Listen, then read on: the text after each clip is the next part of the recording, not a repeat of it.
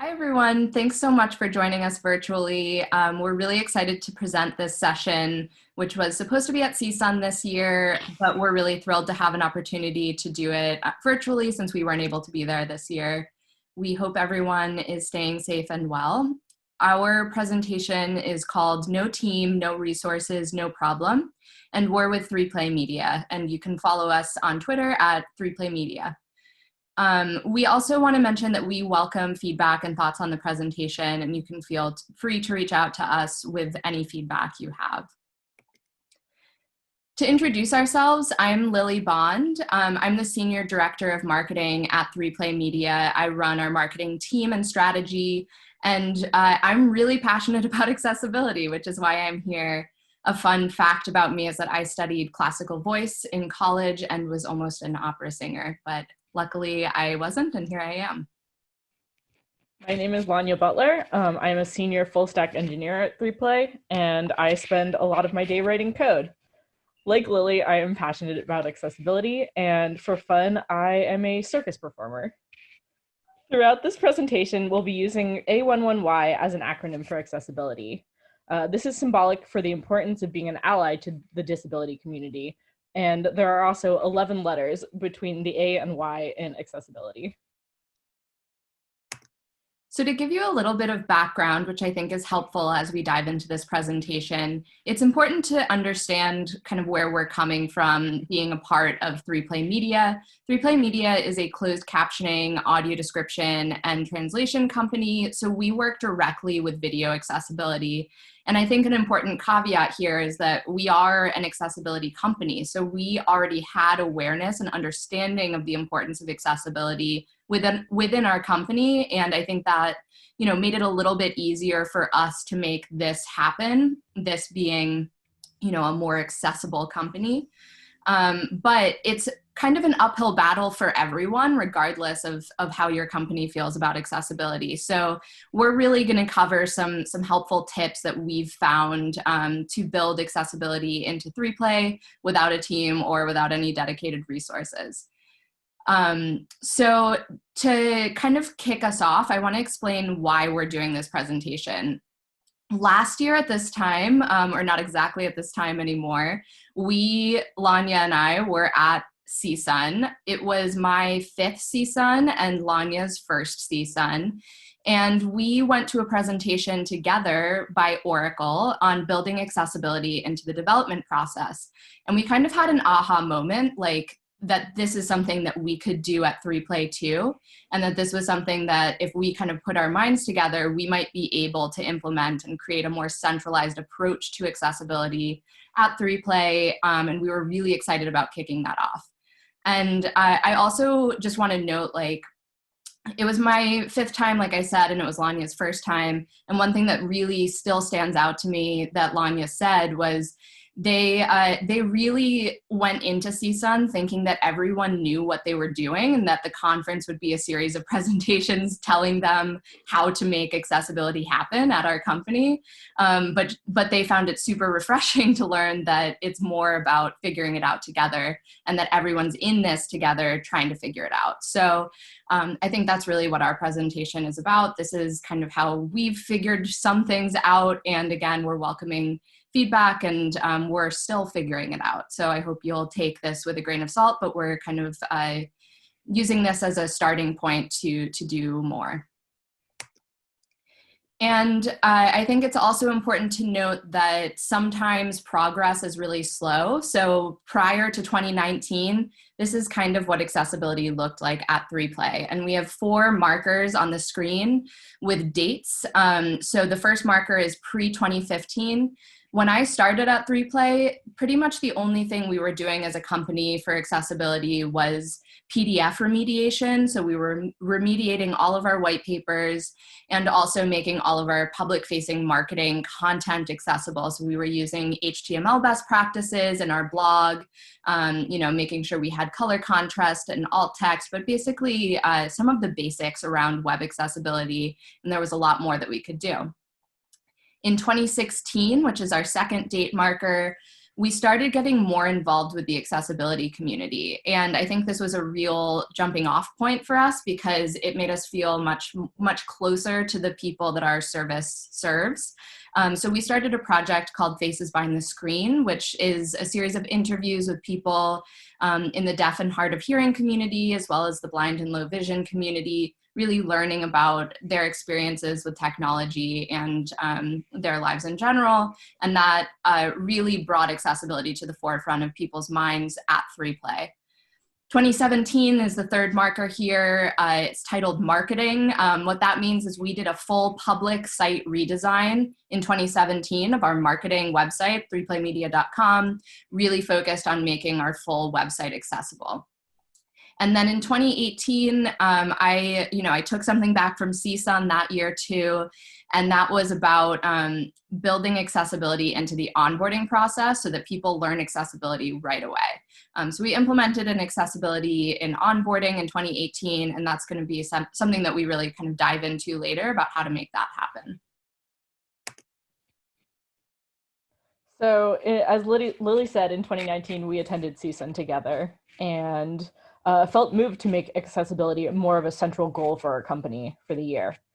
So we set some goals for ourselves, including creating a accessibility committee, which we call 3PLALI, creating an internal accessibility guideline sheet, which we based off of WCAG 2.1, so that our company could understand the guidelines in more bite-sized chunks.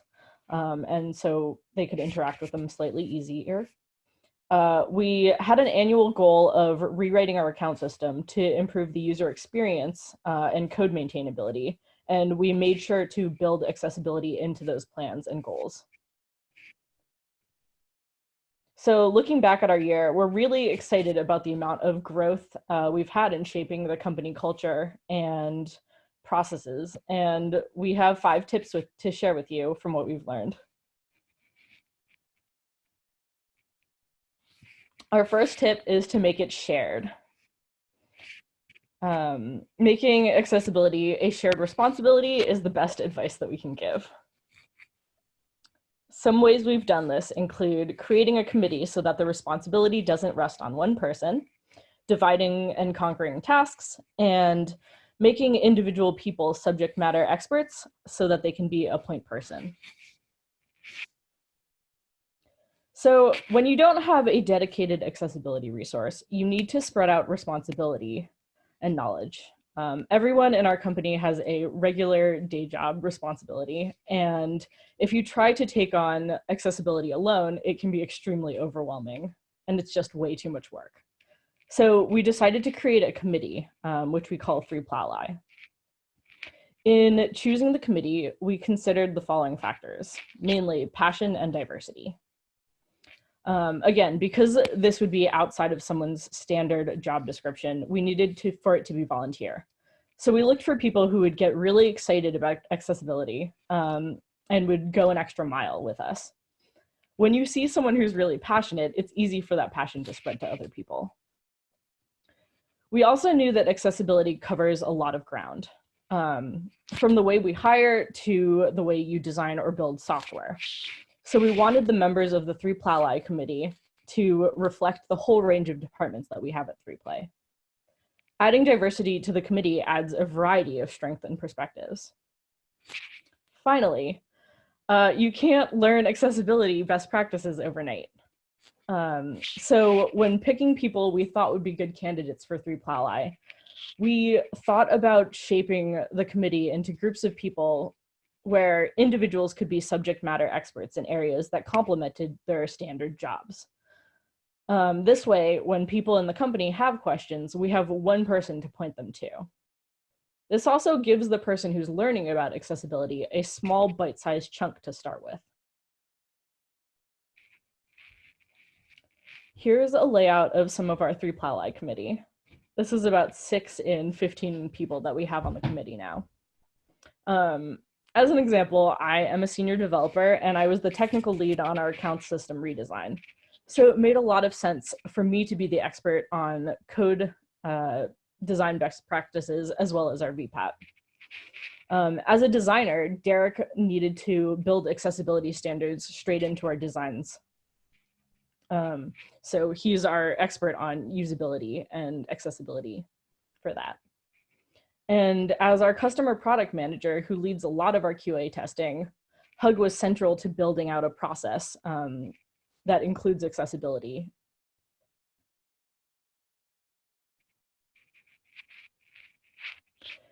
Play ended up with a lot of people, about 14 out of our 55 people, which ends up being a quarter of our company. However, we end up creating a lot of subcommittees for specific tasks in order to get stuff done.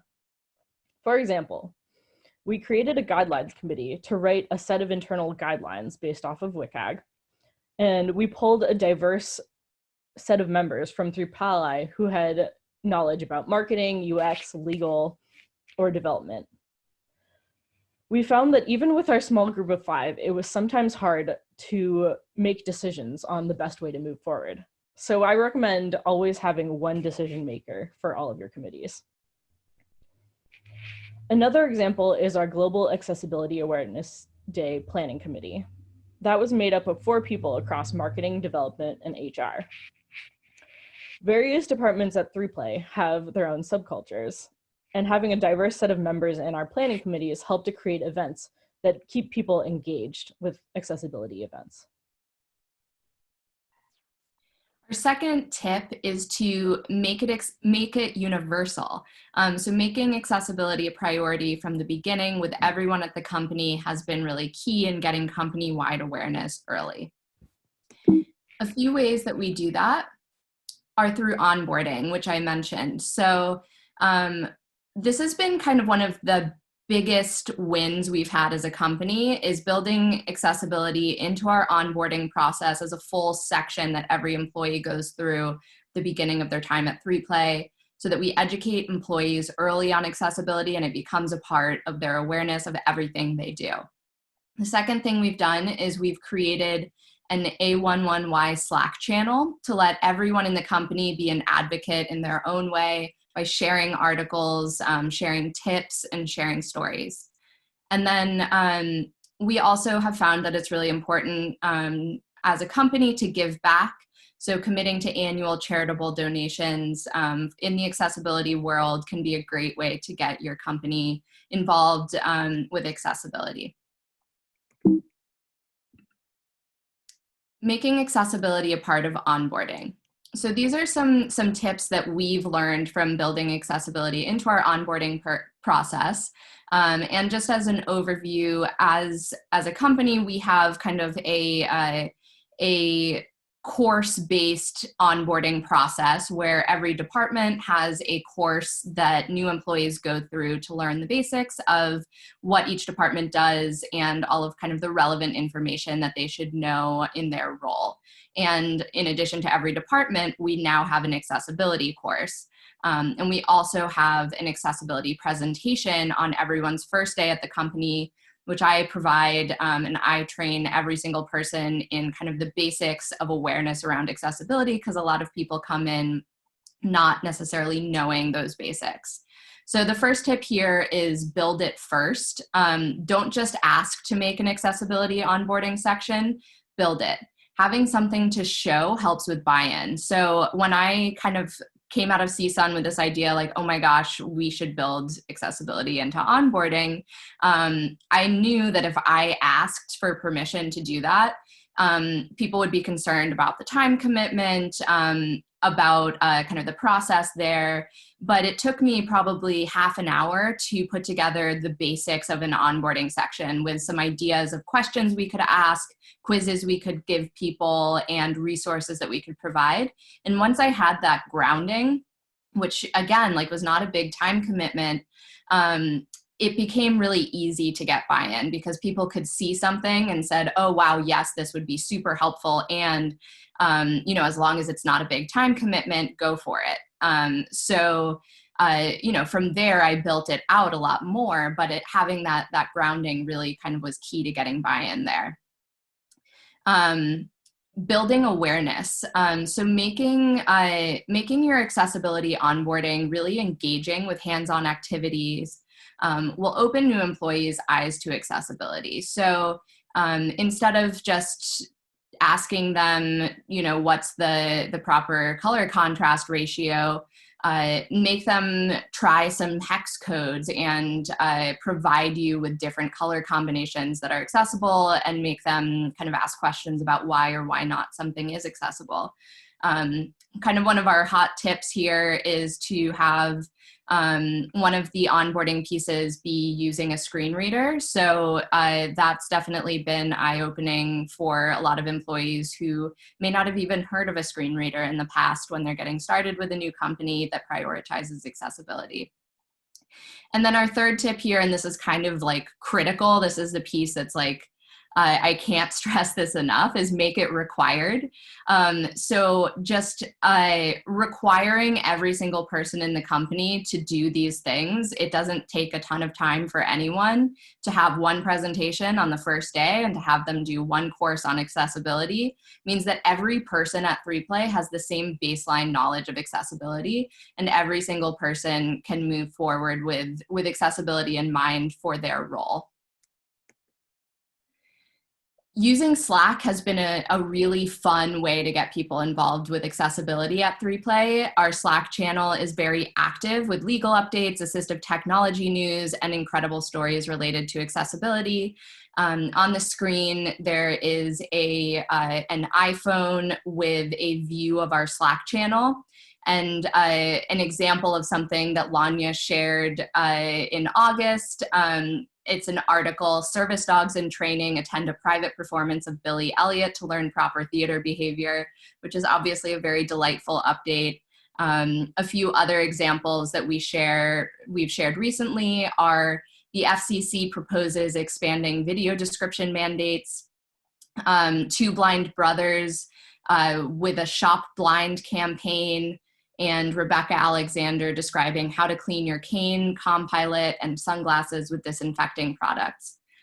On the screen, we also have an image of a chart of our accessibility Slack channel usage. And since January of 2018 through January 2019, there was mixed usage here, but really starting in March, quick note there, that was exactly when Lanya and I attended CSUN last year and had made a commitment to really prioritize accessibility. We've just seen a huge spike in activity across the company, which is amazing. And another pro tip here is it's a great way to create a dedicated space for people to ask questions about accessibility. We get great questions from people across the company here all the time. I mentioned charitable donations. So we as a company have a couple of times a year where we have a big company event focused on charitable donations in the accessibility community, sorry. My tips here are create a campaign. So on Giving Tuesday every year, we've built a campaign that rallies our employees and customers around submitting files. And every file submitted, for every file submitted, we make a donation to an accessibility charity. And last year we chose the Hearing Loss Association of America, which is a great organization, but we mix it up every year. And we also make donations on Global Accessibility Awareness Day. Our third tip is to make it fun. We believe that a key to get a company to care about accessibility is to bake it into the culture. You need to engage people and make them care. Some ways we've done this include creating social events that relate to accessibility, holding workshops to encourage empathy, and involving the whole company in opportunities to learn from the disability community. For Global Accessibility Awareness Day last year, our GAD committee planned a team bonding event to build wheelchairs. The entire company participated, from all of our new hires all the way through to our co-founders. We've also participated in the Walk for Hearing. We've held empathy workshops with workshops like using screen readers or learning short phrases in ASL. We acknowledge that empathy workshops are divisive, But at 3Play, we found that they were extremely helpful to bring awareness around necessary accommodations that people had no previous exposure to or awareness of. We've also worked to engage the office with a variety of storytelling projects through the year. Lily mentioned Faces Behind the Screen. It is a project that was inspired by Humans of New York, and through photographs and interviews, it aims to be a platform for people with disabilities to share their stories and perspectives. So through this project, we're hoping to bring more awareness to the importance of web accessibility. This was a project that our marketing team started in 2017. But more recently, we've expanded the project so that everyone from any department is encouraged to get involved. We've recently had members of our support team and HR teams write stories. We also had social media campaigns, Sign Your Thanks and Sign Your Love, around Valentine's Day and Thanksgiving Day. And we encourage people to learn short phrases in ASL that expressed what they were thankful for or loved. The whole office filmed these phrases and posted them on social media, and we had great office participation.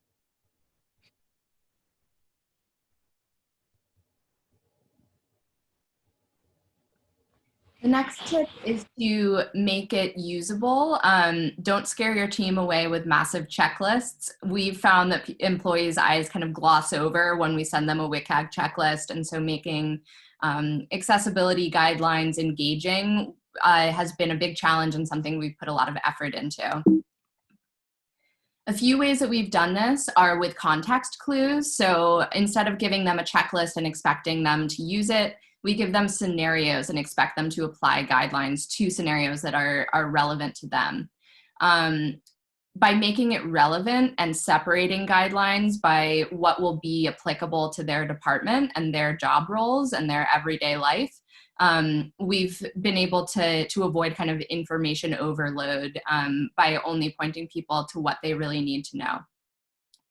And then humanizing these guidelines. So building empathy by adding user stories to each guideline has been another way that we've tried to get people excited about using these guidelines because they care about the impact that they can have. So in terms of applying guidelines to scenarios they know, we really take examples of everyday activities that each department does and apply guidelines that may be relevant to them. For example, with a sales rep, they might be writing an email. In fact, they write dozens of emails every day. But what guidelines and best practices are important for them to know and why? How can they add alt text to any images in their email signature? What language should they use so that if they don't know who they're talking to, they don't offend any potential people with disabilities. On the marketing team, if you're writing a blog, who could interact with that blog and what guidelines should they follow to support that use case? Making sure that the marketing team knows all of the best practices for heading structure in a blog and all of the ways to make a table accessible or to make an image accessible. And then on the support team, if a support rep gets a ticket with an accessibility complaint, they're kind of the front lines of the company. So really making sure that they know how they should respond and what's important for them to know in that response, so that they don't kind of get a ticket, respond negatively, and create a poor experience for someone with disabilities. Segmenting training for employees has been huge. So not only segmenting the guidelines, but segmenting the training. So we've tagged every guideline that we built in our accessibility guidelines. I guess taking a step back, our legal subcommittee translated WCAG into a set of guidelines for 3Play to use internally on all of our content, both public-facing and internal. And segmenting those guidelines with tags for departments so that different teams can view as kind of a subset of guidelines that are relevant to them. And then similarly segmenting training so that we don't overwhelm employees with information that they might not need on a daily basis. So we've developed team-specific trainings to cover what's important to the people that we're talking to. And finally, or not finally, sorry, making it human is really key at 3Play. So understanding why something is important and tying the requirements back to real users and stories really builds a connection with why we should be doing things. So on the screen, you can see there's an iPad with a guideline around color contrast. Says never rely solely on color to distinguish information. And then side by side with that is a story from Faces Behind the Screen. Read Brian and Brad's story. These are people that are directly affected by not using the guidelines that are relevant here. Tip 5 is to make it sustainable. So we believe that shaping a company into one that cares about accessibility requires process changes in addition to culture changes. Maintaining accessibility is a constant challenge. You can't just update your code once and call it done. You need processes and systems in place so that future employees learn about accessibility from the day they start, and it continues to permeate through the company in the future. For us, this has involved departmental training, spreading out knowledge, and holding ourselves accountable.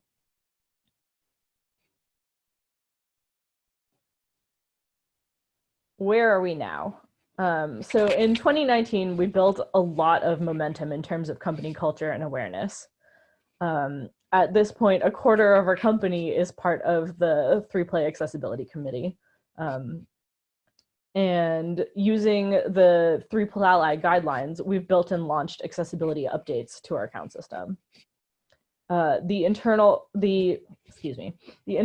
3Play committee gave a presentation about the state of accessibility at 3Play, where everyone in the committee researched a best practice to share with the rest of the company. And we're continuing to look forward to upcoming challenges like how to sustain this and how to keep ourselves accountable. We have no plans to make this a full-time job position and acknowledge that working on this project outside of our standard job responsibilities is difficult.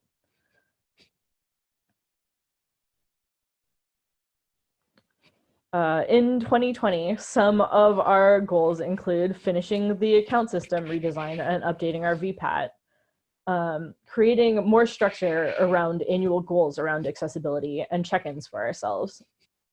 We also are going to keep planning culture and social events that care about accessibility. For example, our GAD team has added a new member from the implementation team, and we're working hard to plan a remote event for next month.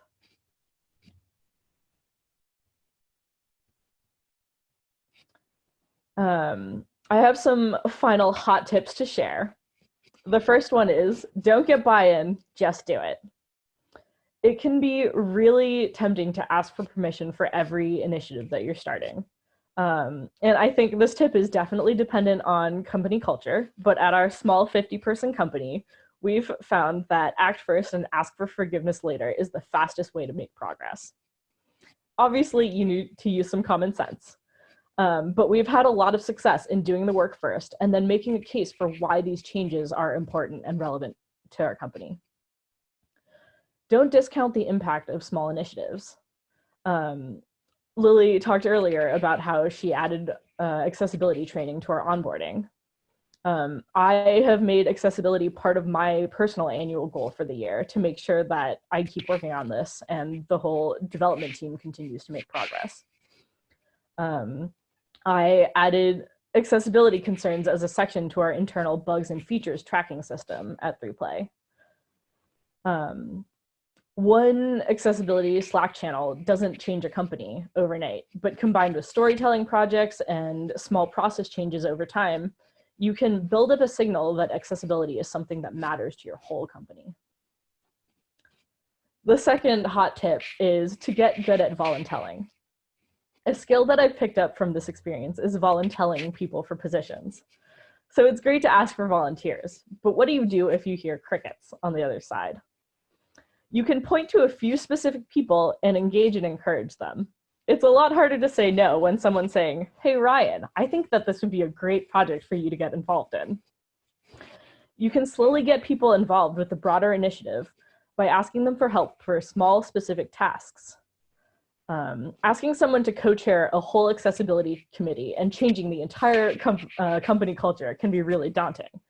But what if you just ask for help in planning a small task, like a 1-hour lunch and learn for Global Accessibility Awareness Day?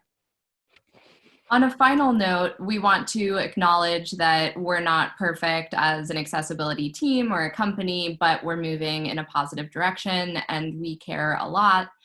We've learned that it's okay for changes to be small and that together they can make a big difference. And I think just in the last year, we've seen so much momentum and progress at 3Play that we're hoping that some of the lessons we've learned in that experience have been helpful for you, and that you can take some of these and apply even little tips from this presentation to make accessibility a broader initiative at your company. So thank you so much for joining us.